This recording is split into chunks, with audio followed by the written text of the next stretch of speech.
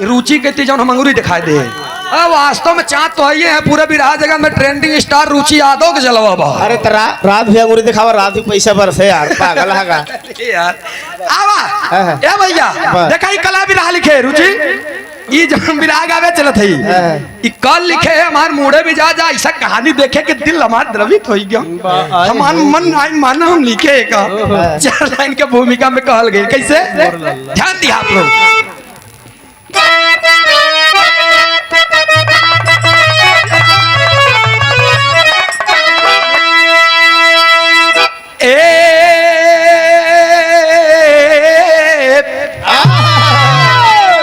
ध्यान देंगे आप लोग। आर्य बदनसीबी गरीबी खिलाती है ठोकर, नौकर बनाती अमीरों की हस्ती। सच्चे इंसान की अब कदर है नहीं, अरे वतन का लुटेरा तो करता है मस्ती। नवाबों के दुनिया में हर जुर्म होता, अरे लुटती धारा पे गरीबों की बस।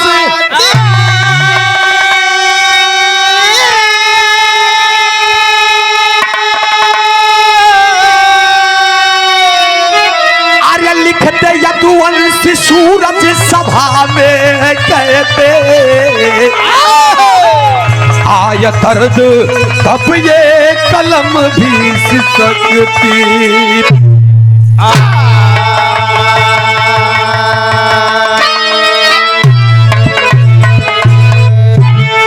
गौर करेंगे बाबूजी। आज बदनसीबी गरीबी खिलाती है ठोकर, नौकर बनाती अमीरों की हस्ती।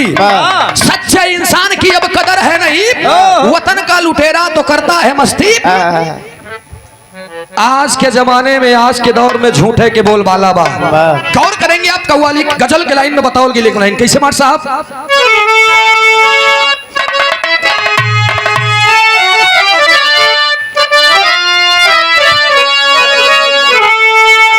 यह गीत के लाइन बा।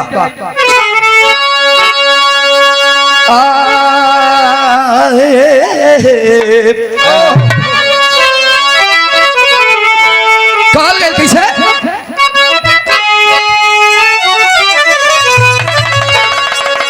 अरे बजा दे तो अरे बजा दे बजा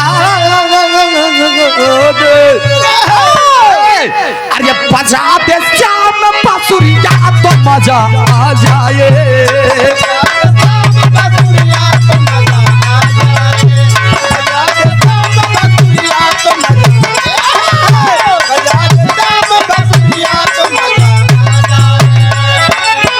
बजा दे श्याम बांसुरिया तो मजा आ जाए।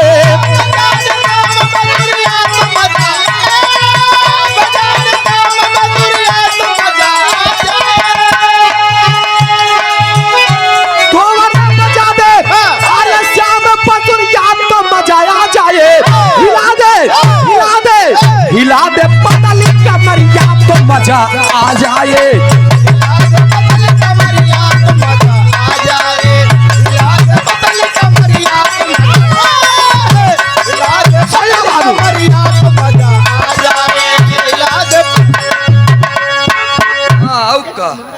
ए भैया तनी हमारे बात पे ध्यान दिया आप लोग।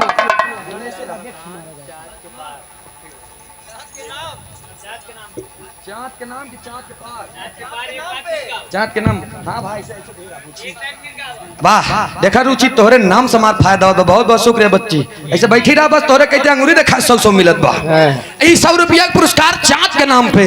कहूँ सही सही चाँद होते तो 500 देते फिर ये तो मान लो रुचि अटिन प्रतापगढ़ से लड़की अटिन चाँद आटी तो कही दे ऐसे और का प्रतापगढ़ से। हाँ प्रतापगढ़ की धरती से। अच्छा एक बात जान ला प्रतापगढ़ वाले बहुत चालाक होती। राजन भैया ए राजन भैया नाम ही न ले हम प्रधान जी फिर सऊदी आवा तब दे ई आध्या 50 में आधा नाम ले और ये हरिलाल प्रधान जी की तरफ से फिर 150 रुपया पुरस्कार ई रुचि के जवन हम कह दे कि उठा ले घूंघटा चांद देख ले चांद को उपाधि दे दे करे बड़े 150 रुपया पुरस्कार बहुत दो नमस्ते बा प्रणाम बा आशीर्वाद की चाबा 100 वर्ष सबई सगल पंच के नमन बा ए भैया तनी हमारे बात पे ध्यान दिया आप लोग हमार कहानी कैसन बा कहवा के बा के कर बा इन नजम के भाव नहीं से पता चली आवा हमार साहब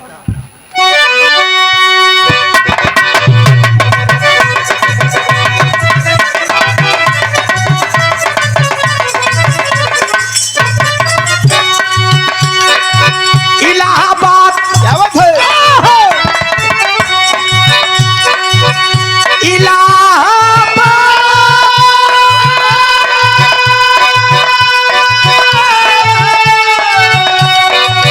इलाहाबाद में हर फूलपुर का रानी है इलाहाबाद मेरे फूलपुर का पानी है गजोधर यादव की एक हस्त जिंदगानी है इलाहाबाद प्रयागराज में फूलपुर बा आप लोग जाना थोबा गाया ना फूलपुर ही कहानी बतावत थी हम गजोधर यादव नाम बा बेटवा तू ही को बाटे क्या बात है अच्छा ये भुल्लूर यादव चांद के नाम पे वाह वाह वाह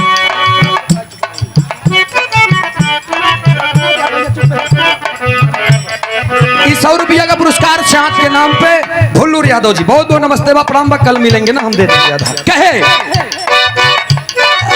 बेटवा तू ही को मिलल खिलल बासु मनवा हो बाबा बेटवा तू ही को मिलल खिलल बासु मनवा हो पंछी वासुदेव रखल बात नमवा हो भाई पढ़ाई करता क्या बात है भाई पढ़ाई करता इंटर में बताता हूँ भाई पढ़ाई करता इंटर में बताता हूँ भाई भाई के प्यार सभा में दर्शाता हूँ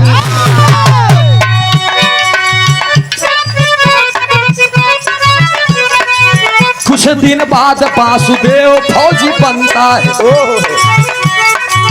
कुछ दिन बाद वासुदेव फौजी बनता है कुछ दिन बाद वासुदेव फौजी बनता है कुछ दिन बाद फौजी बनता है सामने कार्य सुना पूरी चंदा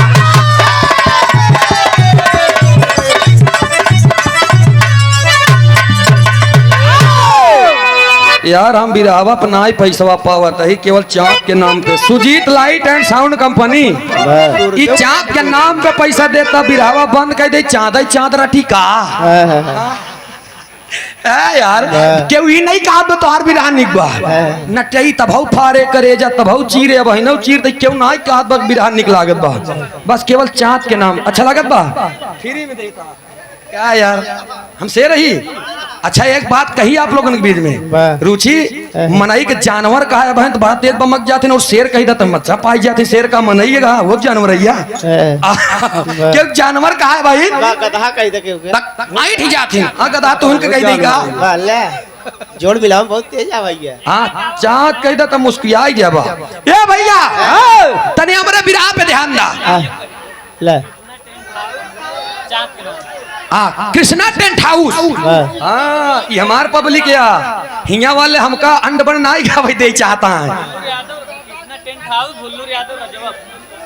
ए काका ऐसे हाँ दुकानदारी भुल्लूर यादव कृष्णा भैया मरे कृष्णा टेंट हाउस ये 101 रुपया के पुरस्कार चाँद के नाम पे बहुत बहुत नमस्ते सिर्फ चाँद के नाम पे आइए बिरहा की प्रस्तुति है चाँद के नाम पे ए भैया फूलपुर इलाहाबाद में हाँ ये हमारा विधानसभा है रुचि वहां पर गजोधर यादव का एक छोटा परिवार है पत्नी उनकी स्वर्गवास हो चुकी है दो लड़का पंसी और वासुदेव वासुदेव पढ़ने लिखने में तेज तराक है दोनों भाई में बहुत गहरा प्यार है अच्छा खासा जिंदगी जिए थे लेकिन पढ़ाई लिखाई तेज बा कुछ दिन के बाद वासुदेव के किस्मत चमकल बा और वो फौजी बनता है।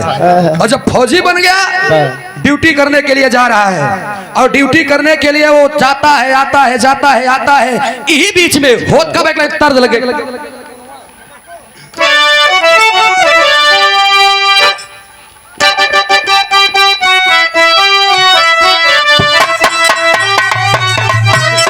यह तरफ गिराई बा आर्य पियावा मिला ला ला ला पुनावा देखै के सपनावा ये गाना दी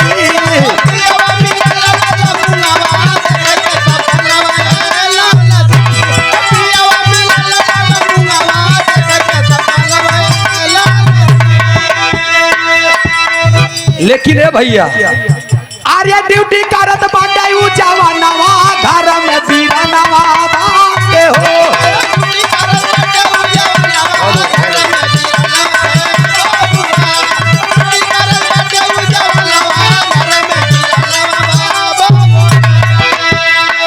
ड्यूटी करने के लिए चला जाता है भाई। अपने भाई के प्रति इतना प्यार है।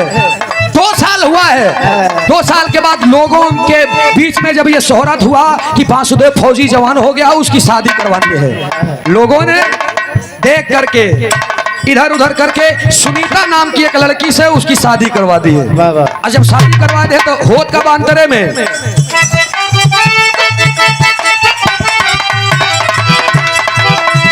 घर में तब सुनीता बन के आईली दुल्हनिया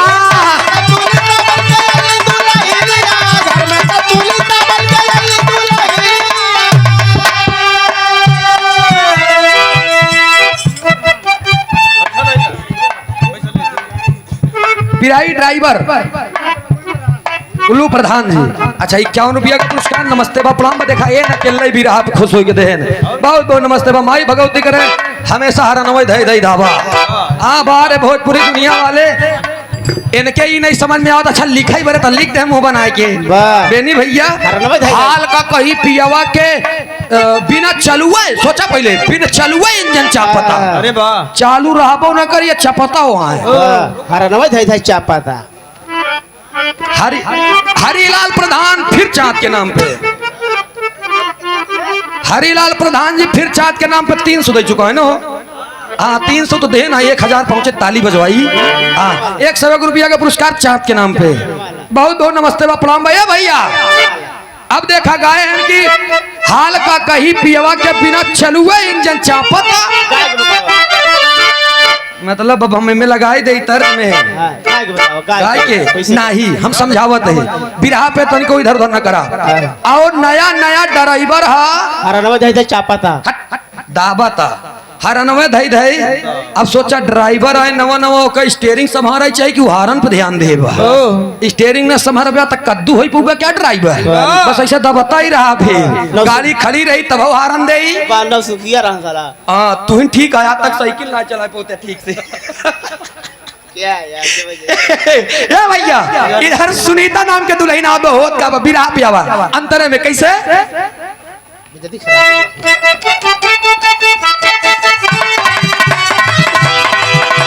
घर में सुनीता बन के आईली दुल्हनिया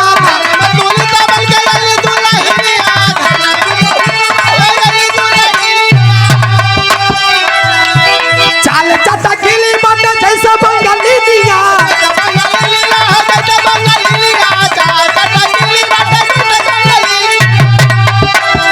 टाई पे दाई दाई भोजना वाला घर बजीरा नवारे बाबू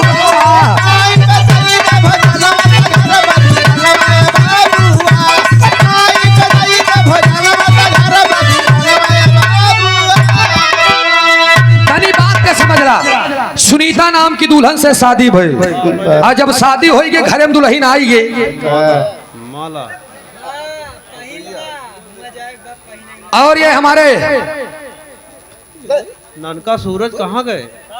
हृदय के गार्जियन धर्मेंद्र यादव जी नेताजी जिला पंचायत सदस्य ये सब ऐसे शख्स हैं कहते हैं सूरज भाई अगर कहीं पर आपको दिक्कत होती है जहाँ तो आर पसीना गिरी हुआ हम पहले खून गिरा दे। बड़ा अच्छा प्यार दुलार है हमारा।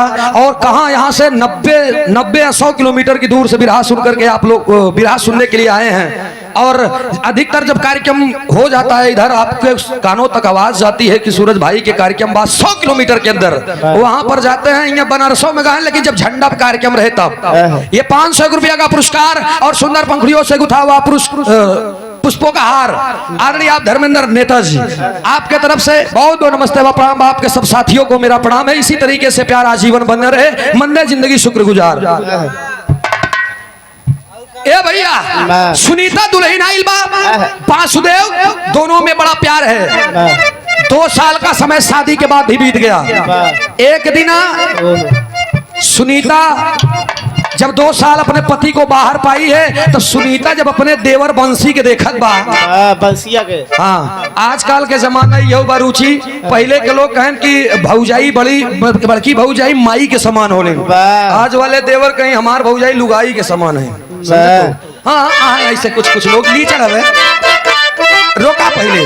अब इधर सुनीता देखा था पंछी के और उ सोचत बा कि इन तो साल 2 साल पर बहरन रहेलन, पूरे भाई माता अपने धरती माई के रक्षा करता है, हमार रक्षा करे बरे तैयार ही नहीं आए। लेकिन ओकर मन, ओकर मूड, ओकर मिजाज, ओकर नजर, ओकर निगाह गंदा गलत हो गई। अब बंसी के बोलाई एक बात कहा, बक्का कहे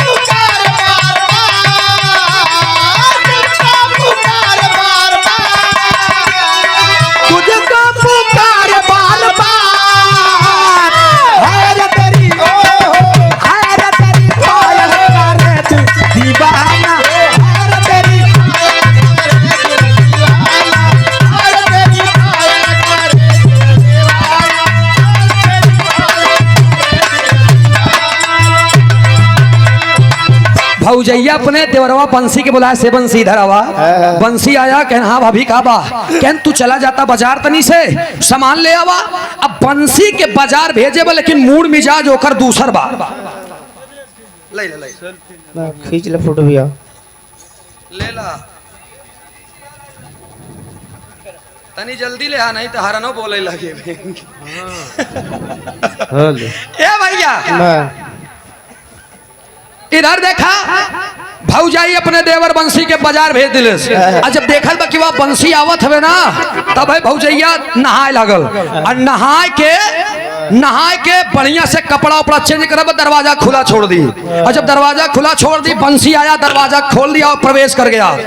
और जब बंसी दरवाजा खोल कर प्रवेश कर गया देखत बा तो भौजाई साड़ी पहनत बा और भौजाई के अपने बदन देख के बंसी आंख मुना, लेकिन धीरे धीरे धीरे धीरे धीरे धीरे आंखें खोल दिया। और जब आंखें खोल दिया तो कर भौजाई सुनीता देखत बा और देखत आंख से आंख लड़त आंखें लड़ गई। जब दोनों के आंख से आंख लड़ गई तो आंख फूट गई, आंख 4 हो गई, नैना 4 हो गई, प्यार हो गई पागल।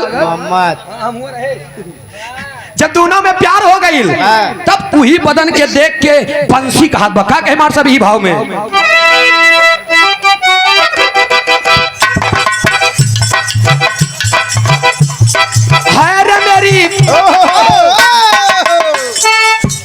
मेरी भाभी है फूलों की रानी।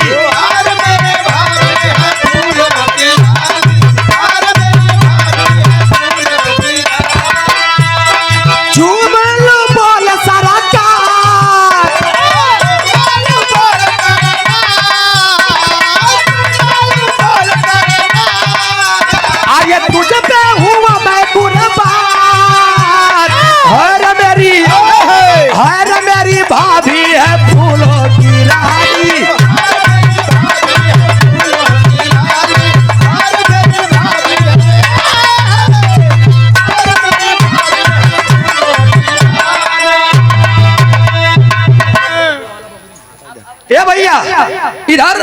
इतनी बात जब भाई तो दोनों लोगन में प्यार हो गए, देवर भौजाई अब मौज बाहर लूटे लगे। अब इधर दोनों लोगन के जोड़ी बन गई, उधर वासुदेव बेचारा अपन ड्यूटी ही करत बा। जब संध्या सवेरे फोन लगा हुआ पति से हंस के बात कैले, वासुदेव तो सोचत बा कि मुझे सती सावित्री मिली है। अब ओका का मालूम कि सती सावित्री अलग से कवित्री लिखत है, कवित्री बन के ऐसे परेशान है सावित्री चक्कर में। हाँ, लेकिन तू ही सावित्री पाए ना है आज तक। हाँ, एकदम का ए भैया, लेकिन हमारे बात पे ध्यान दिया तनी से, कहानी बड़ी रोचक बा।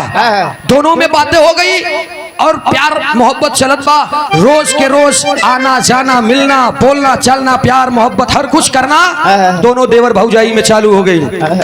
वासुदेव छुट्टी लेकर के एक दिन रात में चल दिया और आया जब 10 बजे रात दरवाजे पर अपने घरे पहुंचल बा बिना बताए।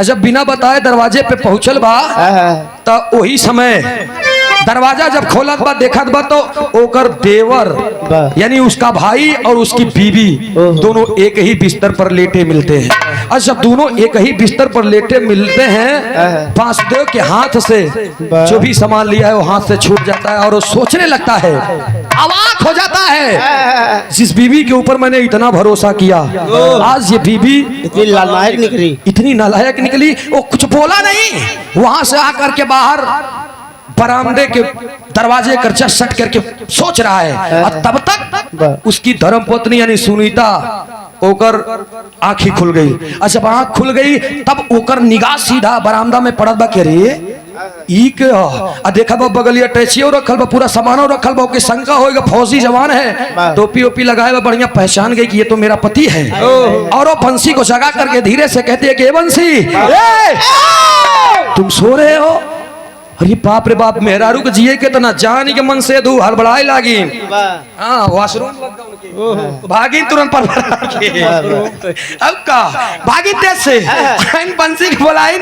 बंसी उठा के क्या बात है, क्या बात है?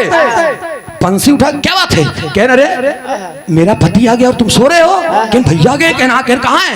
कहन वो देखो। और उसका भाई सब कुछ देख लिया है, टोपी लगा करके सोच रहा है, रो रहा है। इधर मेहरारू का एकदम छटपटात बा और होत का तर्ज लग गई मार साहब।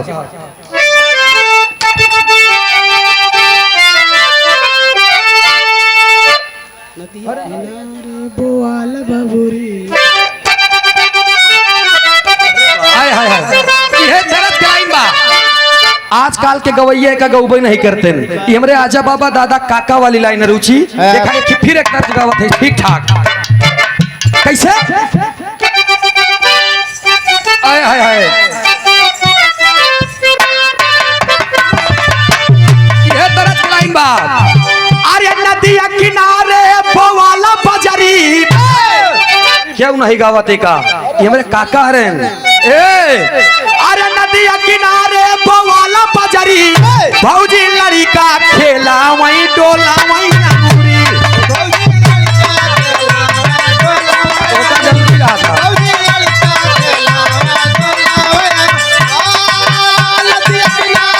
बवाला बजरी भौजी लड़का खेला वहीं डोला वहीं अंगूरी।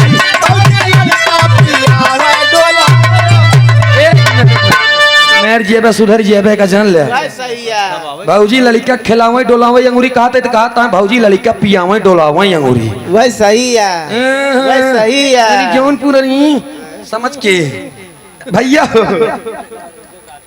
मेला आयोजक राजन यादव हमारे बड़े अजीज है भैया, हमारा बड़का भाई है टेने का जान ले। वो हमका बड़का माना थे ना उनका बड़का मानी थी। लेकिन ये जुआड़ में है, ये हमारे मेहरारू भौजी का चक्कर में है। लेकिन एक जान ले हो ही नहीं, हम ना नहीं के रहा। अच्छा राजन भैया के माई तो हमरो माई का कि भाई है हमारे, उनकर मौसी हमरो मौसी, उनकर बहन हमरो बहन, उनके चाचा हमरो चाचा, उनकर फूफा हमरो फूफा, उनके मेहरारू तोरो मेहरारू। बहन ने अरे यार भाई है हमारे। 101 रुपया का पुरस्कार राजन भाई की तरफ। अच्छा तोहार दिमाग निगेटिव ज्यादा सोचा था, पता नहीं कौन स्कूल में पढ़ाया है। हाँ लेकिन है भैया पीछे के पंचर चक्का कहना पड़ा ई भाव में काल गई। बताओ बा कैसे बताओ बा?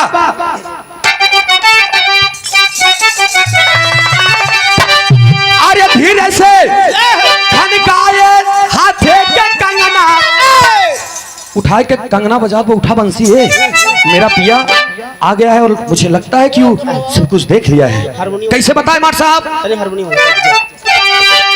अरे दुल्हन बजावे हाथे के कंगना, उठा बंसी हमारे आई है सजना, उठा बंसी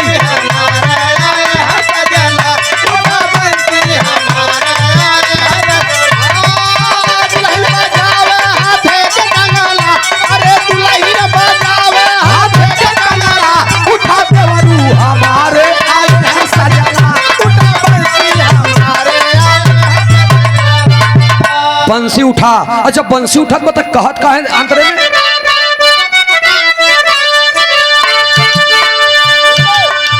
सोचे और समझे हेराई गई मतिया, सोचे समझे हेराई गई मतिया, सोचे समझे हेराई गई मतिया।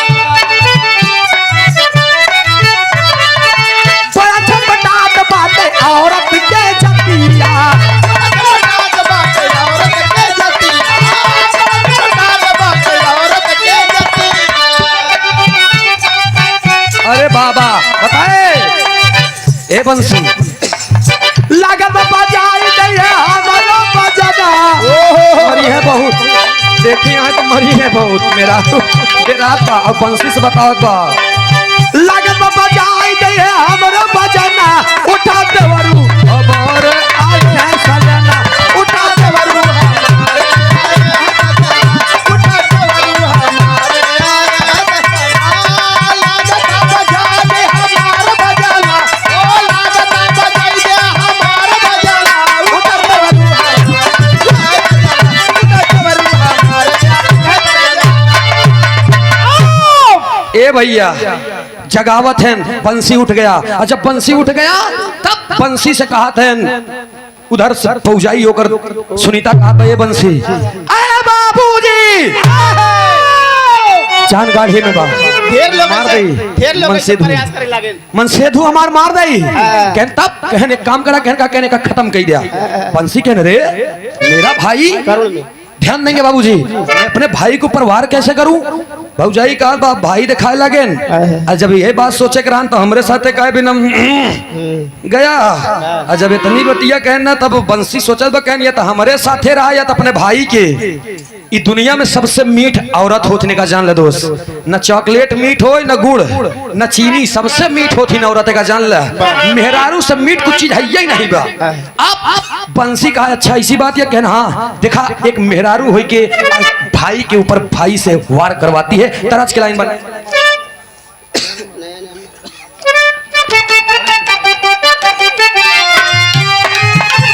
यह गीत के लाइन बा। अरे नया नया माल बा, गाड़ी बेमिसाल बा, नया नया माल बा, गाड़ी बेमिसाल बा, नया नया माल बा, गाड़ी बेमिसाल बा। अरे नया नया माल बा, गाड़ी बेमिसाल बा, हमरा के ऐसे तरह पावना, मोरी रानी तन मारुति है में आवाना, मोरी रानी तन मारुति है में आवाना, मोरी रानी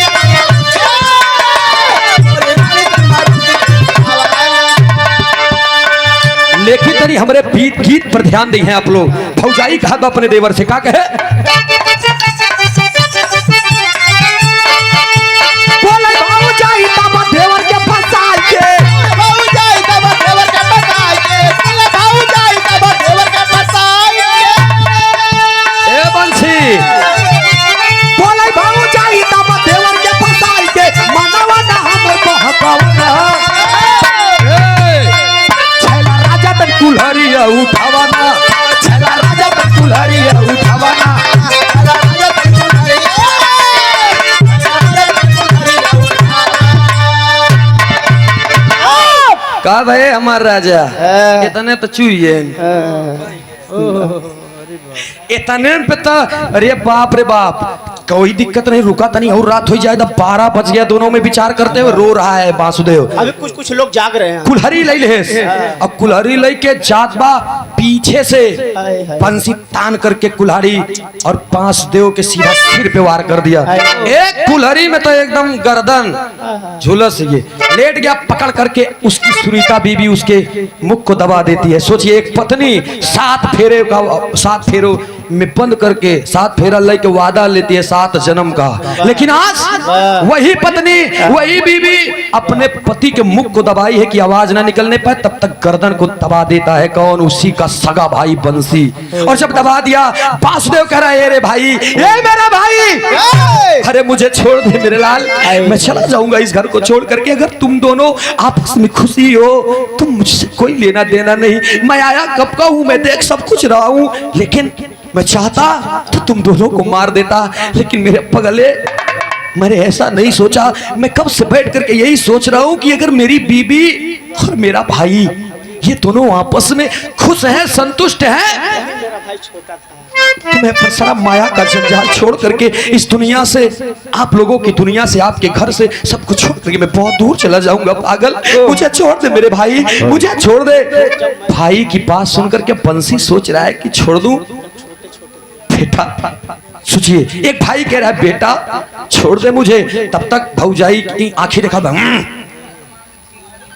बंसी देख रहा है हाथ का पदबा, तब तक भाई एक बात कहा बा कि भैया मेरे लाल, ओए छोटे, मैंने तुझे बड़ा लाड प्यार से प्यारा है पागल, अपने हाथ से तुझे भोजन खिलाया है मेरे लाल, और मैं तुम पर कभी वार नहीं किया, ये थप्पड़ नहीं मारा है मैंने तुझे, लेकिन आज तुम मुझे मार रहे हो, प्लीज मुझे छोड़ दे मेरे भाई, मैं चला जाऊंगा, बहुत दूर चला जाऊंगा, कभी तुम दोनों की जिंदगी में नहीं आऊंगा। लेकिन मेहरारू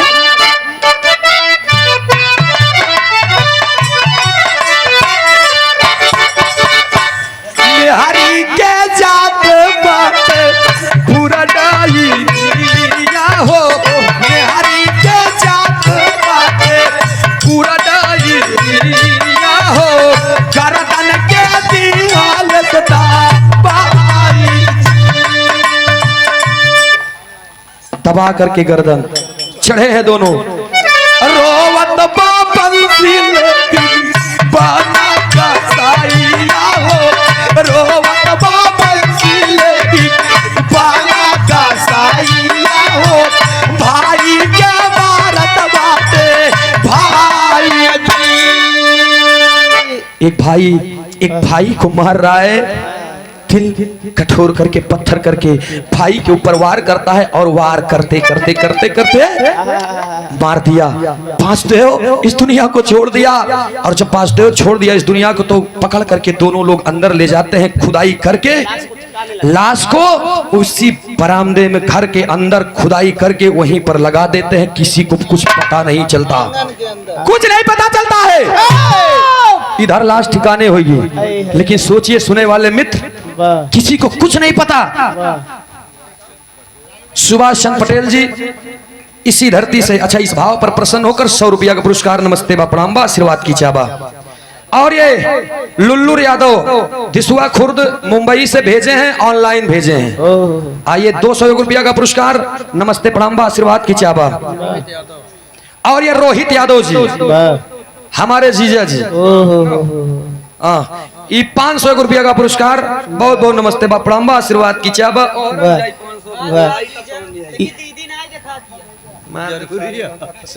ए भैया इधर काल गई भाई ले जा करके खुदाई करके अब ठिकाने लगा दिया, लाश समय बीतत गई, 2 महीना 3 महीना 4 महीना 5 महीना बीत गई। पूरे गांव वालों को यह पता है कि वासुदेव ड्यूटी पे है। इधर बंसी जवान है, लोग आ रहे हैं, शादी के डेट रखे बड़े की बंसी शादी कर ले रे पगले। बंसी जब शादी बड़े का है तब भौजाई का ना शादी करबा तो आग लगाए दे दुनिया में तोरे का जान लिया। भौजाई के डेर के मारा देवर बिया है न करे। और ये हरिलाल यादव प्रधान ग्राम पंचायत ताजुद्दीनपुर विकास खंड मछली शहर जनपद जौनपुर, हाँ बहुत समाया का पुरस्कार नमस्ते बा प्रणाम बा आशीर्वाद की चाबा। 100 वर्ष से सबई सकल पंच के नमन बा। आप देखा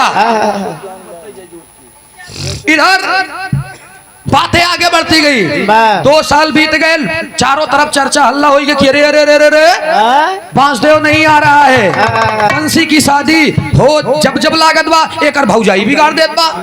बंसी लाश के मारा, शर्म के मारा, हया के मारा कहीं पर शादी मान भी लेता है तो उसकी भाभी जाकर के कहती है अपने बिटिया के भेजे तो ठीक न हुई। कुछ बातें पड़ती गई, जब लोगों में ये शोहरत हुआ, ये चर्चा हुआ, तब भौजाई अपने देवर से कहा सुना कहन ई दाग मिटावे बरे हम बियाह तो इजाजत देत ही बियाह कैल, लेकिन एक दिन आया न कल मुही लगे जाया जी भुजे होने लगी। अब वो कह ठीक बा कोनो बात नहीं, तेरी की लाइन में कहल गेल मार साहब।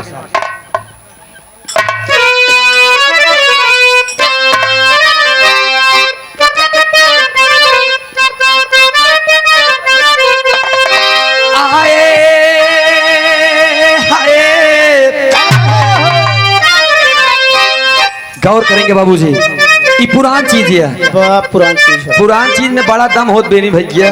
जैसा नहीं जैसे पुरान चाउर, पुरान गुड़, पुरान दाल, पुरान गाड़ी, पुरान दारू, वैसे ही पुरान मेहरारू।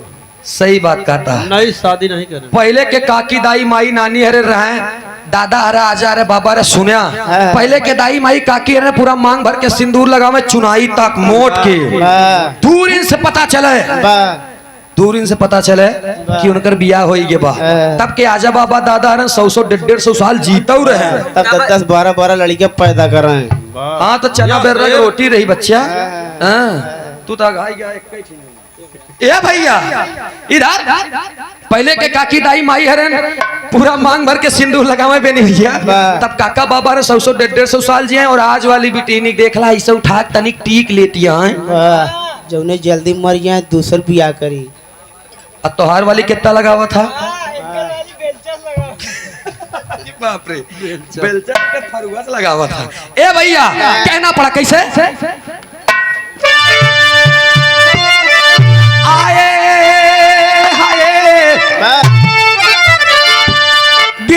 गिरी गई सपनों की महल अटारी गिर गई।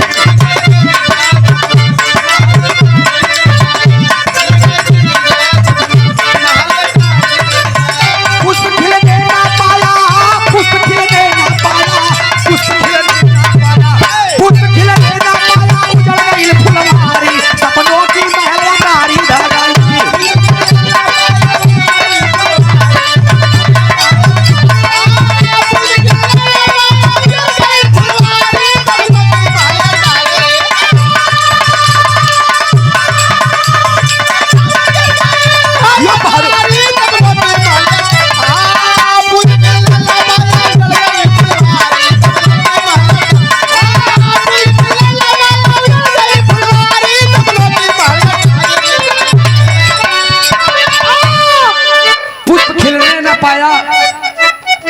उजड़ गई फुलवारी सपनों की महल अटारी गिर गई। ए भैया हो आज शादी के लिए तैयार हो जाता है बंसी, और जब शादी के लिए तैयार हो जाता है तो ही गौना के बगलिए एक गांव बा, जौने गांव के नाम बा बीर काजी। अब बीर काजी के एगो लड़की बा कवि जी श्री चंद्र प्रकाश कवि जी, वो लड़की के नाम रहन रीता, और रीता नाम के लड़की से बियाह हो गया बंसी के। जब बियाह हो गया तो एक जनतैया कितना कलमुई लड़की रहा है, बहुत निक भौजाई पाए हो, लेकिन जब बियाह हो गया लगे गए 2-4 दिन गए भले मुंह फुलाए हैं, लेकिन वो तो गए और दोनों जने के बीच में प्यार हो गया, संबंध बन गया। वाह वाह यह गीत चलाई जाए रुचि मोरे बलमा मोरे बलमा कदर न जाने साली रे उमरिया, मोरे बलमा कदर न जाने रे साली रे उमरिया, मोरे बलमा कदर न जाने रे साली रे उमरिया। अरे कपड़े चौका के राखी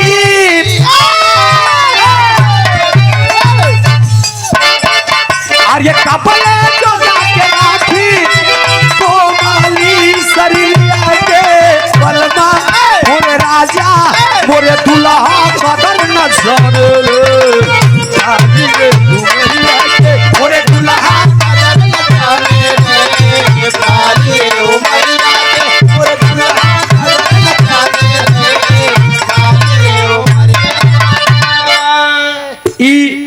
आज प्रधान जी ई गाना पे खुश है के चांद वाले गाना कहा था मौके मौके पर अच्छी अच्छी गीत लगावता है। हम नवा लड़का यही जानत है ना कहाँ निकला गी वैसे पैसा देवे ना वीर रस गाय चाप के तब नवा क्यों जाने नहीं उठत रहा। हम सोचत रहे निकल नहीं लागत बका लेकिन अब जान के भाई झूठ जो अब झूठ नहीं के बोल वाला भाई का जान जे कही देश की अरे यार प्रधान बनवा तो होगा हम 4-6 कॉलोनी दे दे एक खिनिस ज्यादा पास ना हो लेकिन वैसे बोल दे लल्लन जानत न हम प्रधान जी नहीं कहते हैं और बात की बताओ थे लल्लन प्रधान हरंग बताओ थे ढकेलू हरंग बताओ थे घचाकू हरंग के। अच्छा हरिलाल जी मिला रहे जो ना अच्छा 4 पंचवर्षीय से प्रधान आए यार लेकिन सवाई की नोट नहीं करत ये है। खैर खैर खैर कौनो बात नहीं लगातार निकाला था ये बड़ी बात यह है। हाँ बैठक बैठक 4 छतैया और दे देवा पूरा हो जाए। बहुत बहुत नमस्ते प्रणाम आशीर्वाद की चावल लेकिन इधर ध्यान दिया अरे शादी हाँ शादी कैसे बंसी का लाहिर का दुल्हनिया के शादी कैसे बंसी का लाहिर का दुल्हनिया के अरे शादी कैसे बंसी का लाहिर का दुल्हनिया रोशनी देख के पूजा ये रोशनी देख के पूजा लागल किरनिया के शादी शादी अरे शादी कैसे बंसी तब लाहिर बा दुल्हनिया के शादी कैसे बंसी तब लाहिर बा दुल्हनिया के शादी कैसे बंसी तब लाहिर बा दुल्हनिया। ए भैया 6 महीना बीता शादी का डेट फिक्स हुआ शादी हुई है रीता यादव नाम की लड़की से। बंसी की शादी हुई बंसी लेके आए दुल्हन रात रह बहन लगे 4-6-10 दिन और रहे के बाद अब भौजाई जब देखा तो आखिर इधर आओ इधर चला। अच्छा जब जब देखा तो चलाओ लेकिन भौजैया कब तक कब देखी जब रात की उलट जाती है भौजाई उलट जाती है तो देवर उठ के चुप्पे से अपने मेहरारू लगे आवत बा भाई नई नई शादी भई बा का शक न हो लेकिन 2-4 दिन के बाद में ओकरे मेहरारू के शक हुई है। अच्छा मेहरारू के शक हुई है ना तो मेहरारू समझावत बा का कहे अच्छा कहा बा समझावत बा अपने भौजाई के पकड़ के की ए दीदी आप ये जो कर रही हैं अच्छा नहीं कर रही हैं। तरस की लाइन बा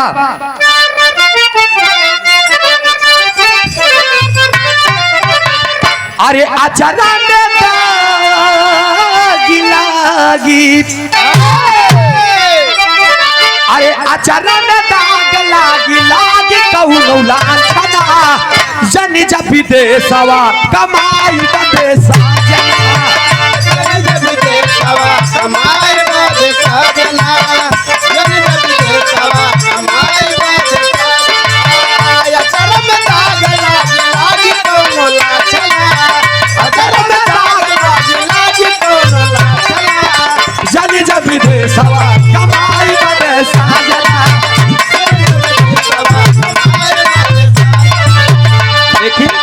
समझावत बा तो भौजैया ना मानत बा अपनसी से जाए के बात कहे अरे खरावा के मुंह सातारी बंसी की धर्म पत्नी रीता कह रही है घरवा के मुंह सातारी घरवई के मोरनी घरवई के चोरनी घरवा के मुंह सातारी घरवई के चोरनी हमरा के बाबूनी कहेली तू बोरनी हमरा के बाबूनी कहेली तू बोरनी हमरा के बाबूनी कहेली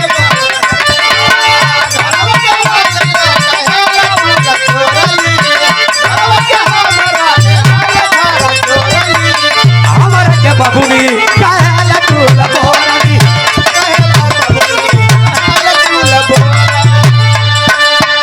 गौर करेंगे के सुने वाले पंचो, ई बतिया जब कहे बाटे भौज अपने बड़की जेठानी से, जेठानिया एकदम गुस्सा में लाल कि रे बाप हमरे देवरे से दूर करे चाहत बा।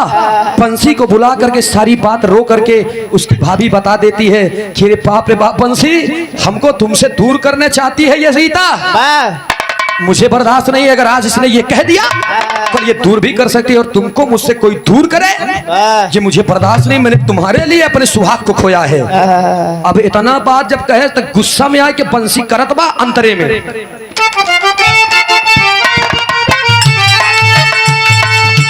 मारा बसा बंसी है मारा देख लाठी उठाई, बंसी है मारा देख लाठी उठाई, बंसी है मारा देख लाठी उठाई। अरे घरवा में रोत बाटे हमारी भाऊजाई, झूठ ज्ञान लगा रे कारत बाटे सोरदी।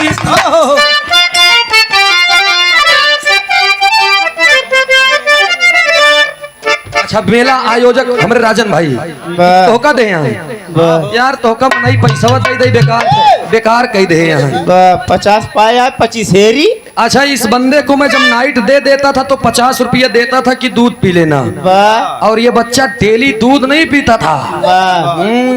लाल वाले 25 और लगा के ले ले। अच्छा पकड़ाने न कैसे कार्यक्रम हमारा अचानक आई गए, चला गए घरे छोड़ के इनका गए घरे।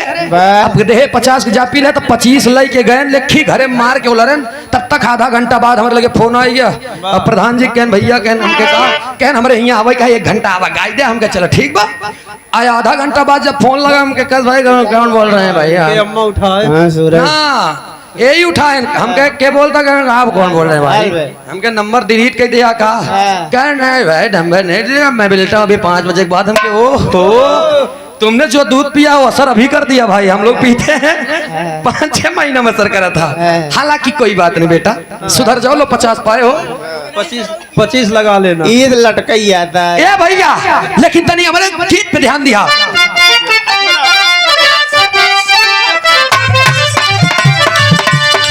झूठा ही कहलाता रे भारत बाटे सोनानी, हमारा के बाबूनी काहेले कुला बोरानी, हमारा के बाबूनी काहेले कुला बोरानी, हमारा के बाबूनी काहेले कुला बोरानी।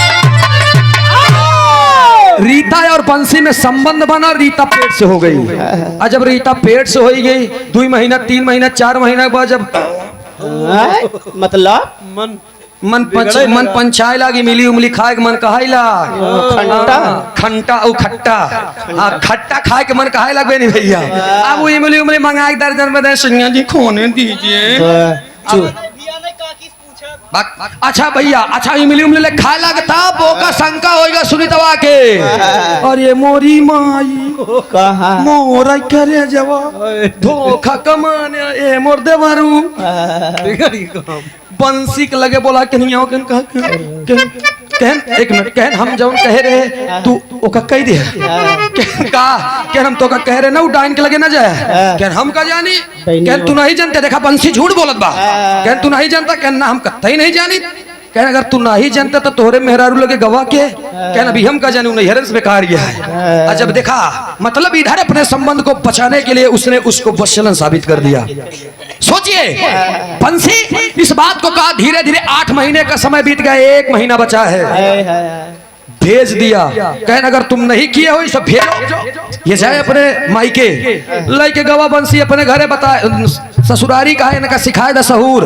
जब देखा तब हमारे भौजी से लड़त रहा थे संकई में, इनका जब तक सिखाए न देवे तब तक हम इनका लिया के अब हो की हल्ला हो खो बारे हमारे हिंदुस्तान की बेटी घर पे है, लेकिन किसी से उसने ये नहीं बताया कि हमारे पति हमारे पीठ पीछे किसी गैर नारी से अवैध संबंध में रहते हैं। उसने नहीं बताया, लेकिन है कि भौजाई दिमाग लगावत बा ओकर रहा नहीं जात एकदम पीछत बा। कैसे कहे बंसी से दूर करे बरे, कैसे कहे बंसी से दूर करे बरे, झकोरा मारे झोलनी कहना पड़ा।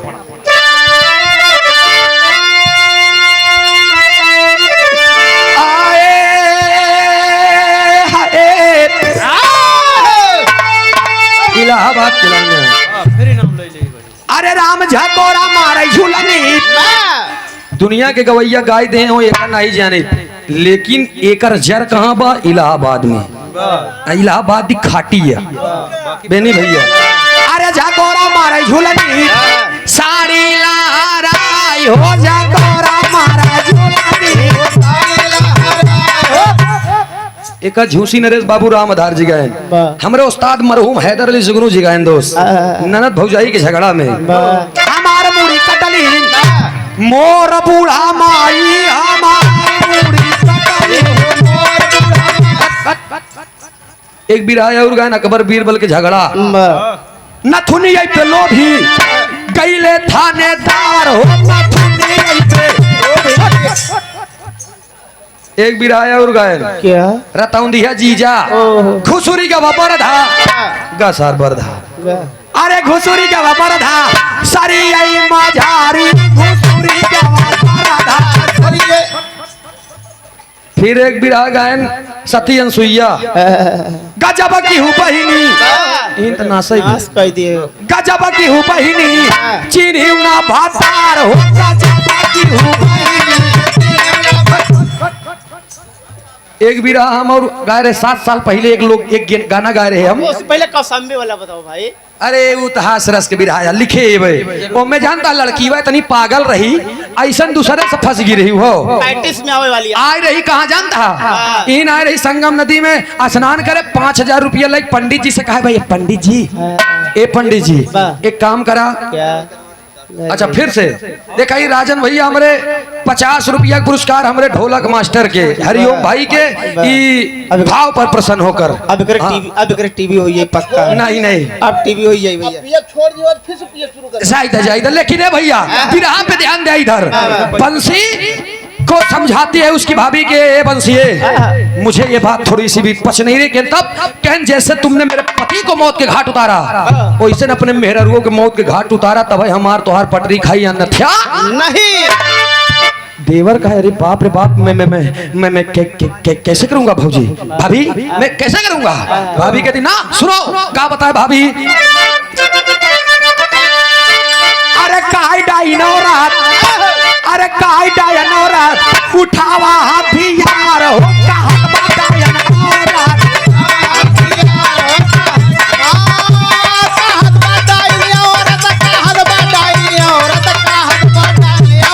उठावा हथियार हो,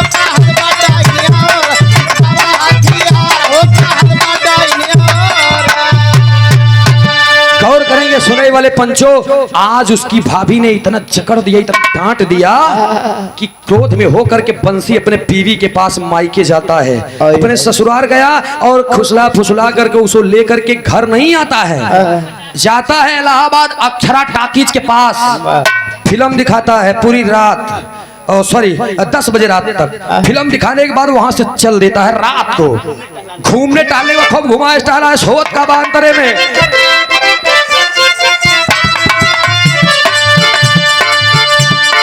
बहुत ही घुमावे का है बाटू में हरारू,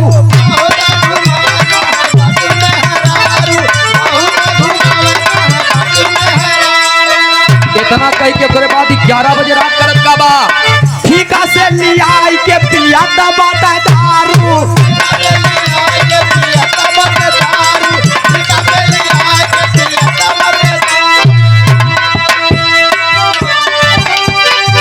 अरे सोचत बाटे बंसी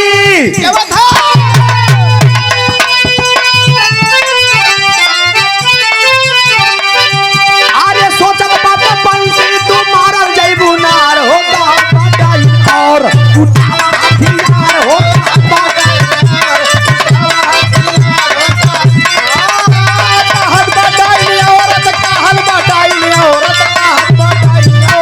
उठावा हाथी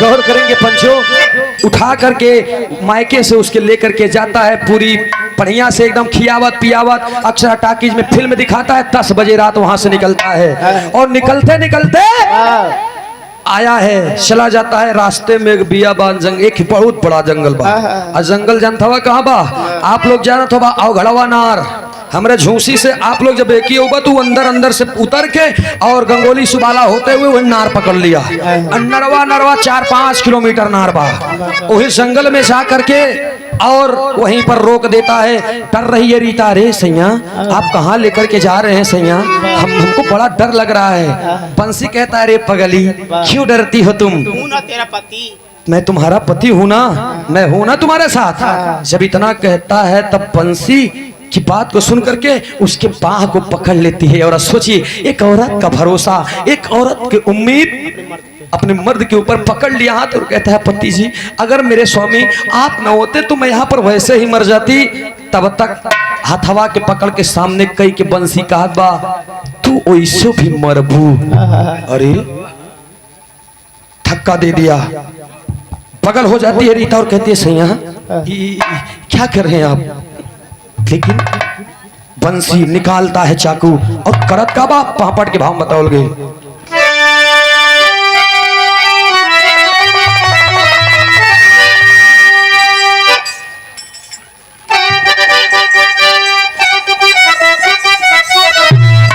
अरे कैले राजा वादा साथ निभाई हमारे सजना। सैया अरे कैले राजा वादा साथ निभाई हमारे सजना। अब लगे हम क्या नहीं है पहुंचाई हमारे सजना।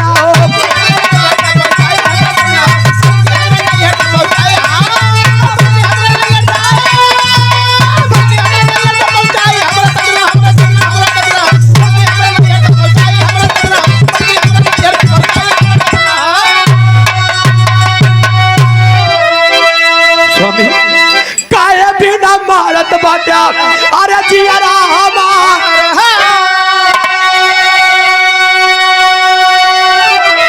नशे में आके बंसी कैले, अरे चकुआ सवा।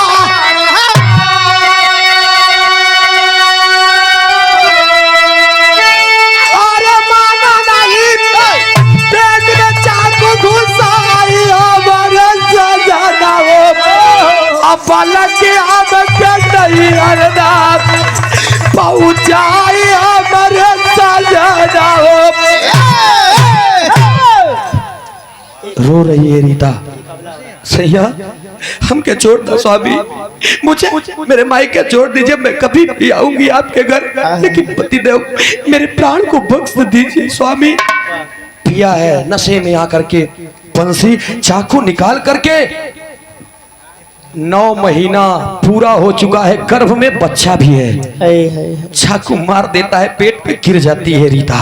और रीता जब गिर जाता सिनवा पे चढ़ के पिटवा के फाड़ के वो लड़कवा के निकारत पर लड़का बाहर आता है। सोचिए रीता का पेट फट गया है, बच्चा बाहर आ गया है। और जब बच्चा बाहर आ गया तो बच्चा बाहर आते ही रो रहा है, क्या क्या की आवाज देता है। माँ की ममता रोती है और अपने बच्चे के ऊपर हाथ उठा करके कहती है, पतिदेव जी मुझे आप मार दिए, कोई दिक्कत नहीं, मैं दुनिया से चली जाऊंगी स्वामी, लेकिन मेरे इस बच्चे को, इस मासूम बच्चे को बचा लीजिए स्वामी। रो रो करके रीता खात बात, सैया मैं तो जा रही हूँ, मैंने जितना जिंदगी आपके साथ जिया यही मेरे लिए सब कुछ था सैया। अब तो मैं जा रही हूँ, लेकिन मेरे इस लाडले, मेरे इस लल्ले, मेरे इस मुन्ने को बचा लीजिए स्वामी। आखिरी भाव में आल्हा में बताओ, बक्का बताए रो के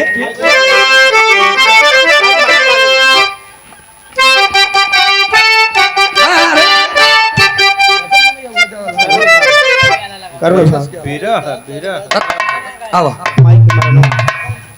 मारब ना।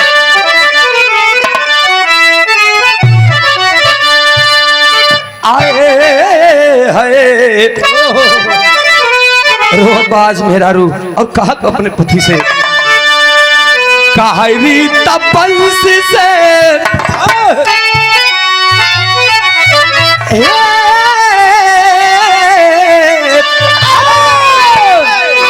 कहा रीता बंसी से सुनीला बचनिया सैया। मारत बाटा मारत सुना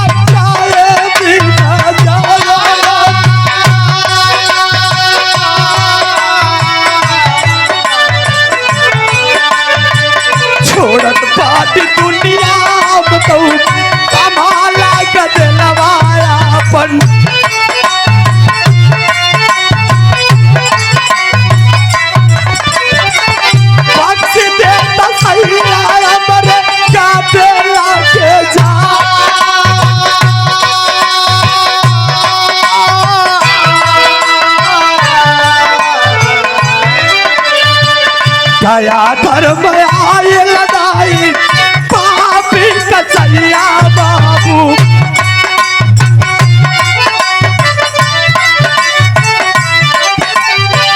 लाला नौजयू पर देखा कैले बाटवा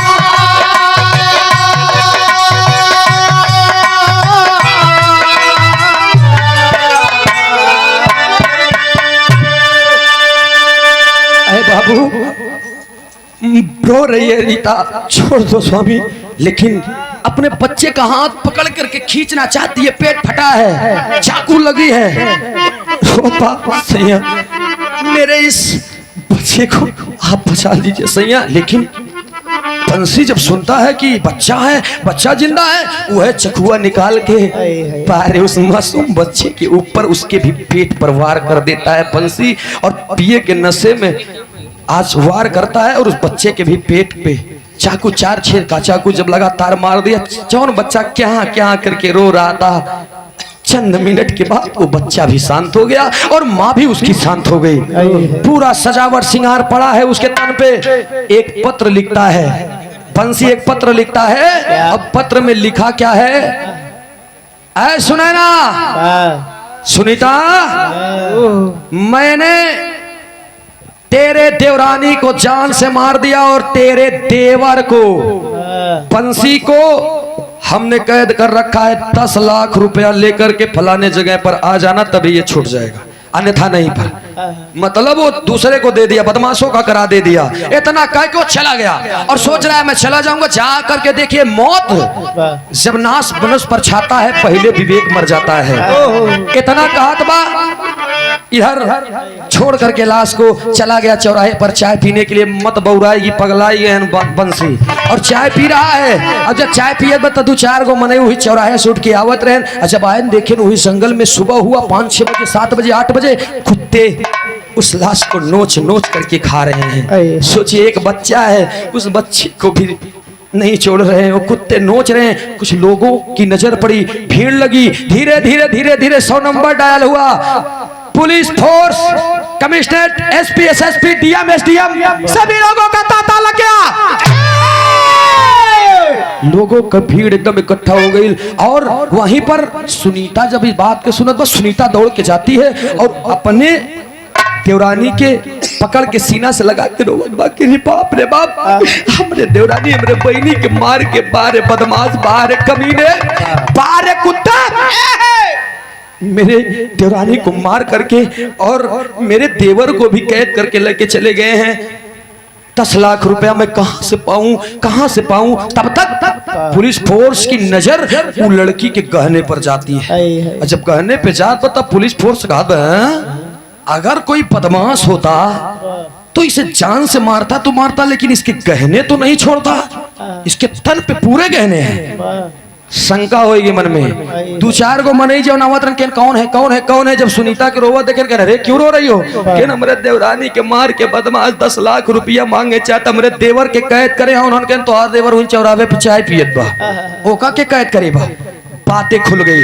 जब बातें खुल गई, पुलिस फोर्स को ये बातें पता चली। पुलिस फोर्स गाड़ी लगा दी और गाड़ी लगा के चौराहे से ही उसे उठा लिया गया। और जब बंसी के उठा ले एक बस जान ल दोस्त, बहुत दबदबा के गाना लगावा, दबदबा था, दबदबा है, दबदबा बना रहेगा।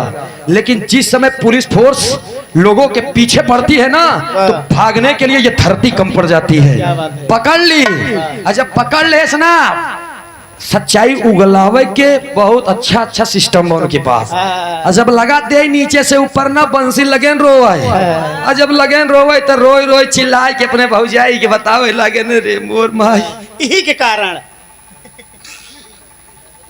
भौजैया के अपने कहा है, यही डाइन के प्यार के चक्कर में फंस के मैंने अपने पूरे परिवार को तबाह कर लिया साहब। और ये बाप क्या हुआ? भौजैयों के पकड़ के लैन, सुनीतवो के वो के लैन, भौजाई नीचे मुड़ी करे तब देवरवा बकतई बा हमार सब, हम बोलब कोनो मतलब नहीं बा। देवर ने सारी बात, बंसी पूरी बात को बताया साहब। इतनी ही बातें नहीं, तब उसने कहा कि अगर तुमने रीता को मारा इसके कहने पर, तो इसका पति कहाँ है? फोन लगाओ, वो भी है कहाँ? रो करके बताया कि 6 महीना पहले इसी डायन औरत के कहने पर मैंने अपने भाई का कत्ल कर दिया। अरे बाप पूरा गांव अवाक कि इतना बड़ा कदम तुम एक औरत के लिए कर दिए। बंसी नीचे सिर करके कहता है कि साहब मुझसे गलती हो गई, मुझे माफ कर दीजिए साहब, लेकिन ये माफी के लायक नहीं है साहब। दोनों को पकड़ करके पुलिस ले जाती है जेल में, खड़ी के भाव बतावल गए।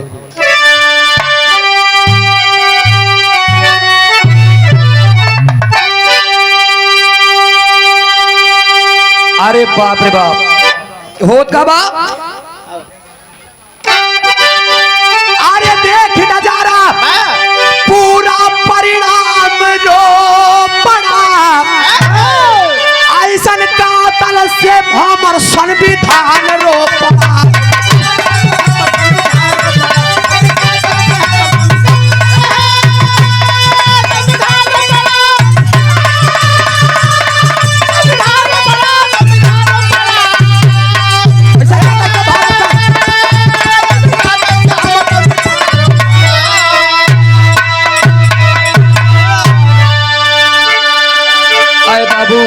दोनों प्राणी को ले जाते हैं जेल।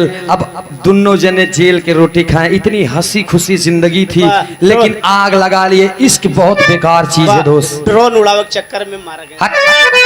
ये ड्रोन वाला तो सिस्टम है बाबा। इस हमार विवाह खत्म मत देवर भौजाई, जिंदगी अपना तबाह कर ली अपने से। आजीवन कारावास हो गए दोनों के। हो तबाह भुल्लू राम धार हैदर गुरुवर राजा राम विमल कवि अमलेंदु साथे भोजराज थे राधे श्याम। सपनों की महल अटारी ढा गई, अरे सपनों की महल अटारी,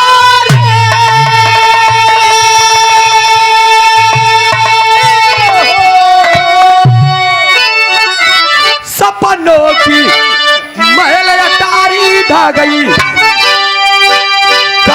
सूरज यादव सारद कई बलिहारी, सपनों की महल अटारी ढा गई।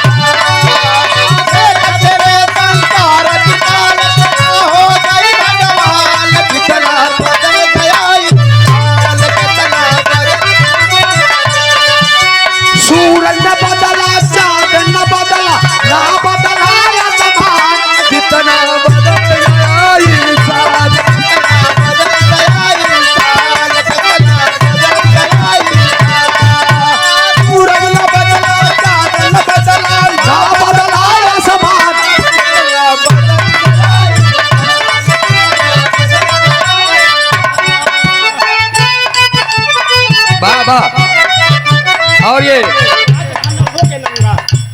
100 रुपया का पुरस्कार बोल दे तू हमारे मेला अध्यक्ष राजन भाई की तरफ से 100 रुपया का पुरस्कार। बहुत बहुत नमस्ते बा, प्रणाम बा, आशीर्वाद की चाहबा। और ये 50 रुपया का पुरस्कार ढोलक मास्टर के हमरे लत हो ढेर काम हुई है यार। बहुत बहुत नमस्ते बा, आशीर्वाद की चाहबा। बोलो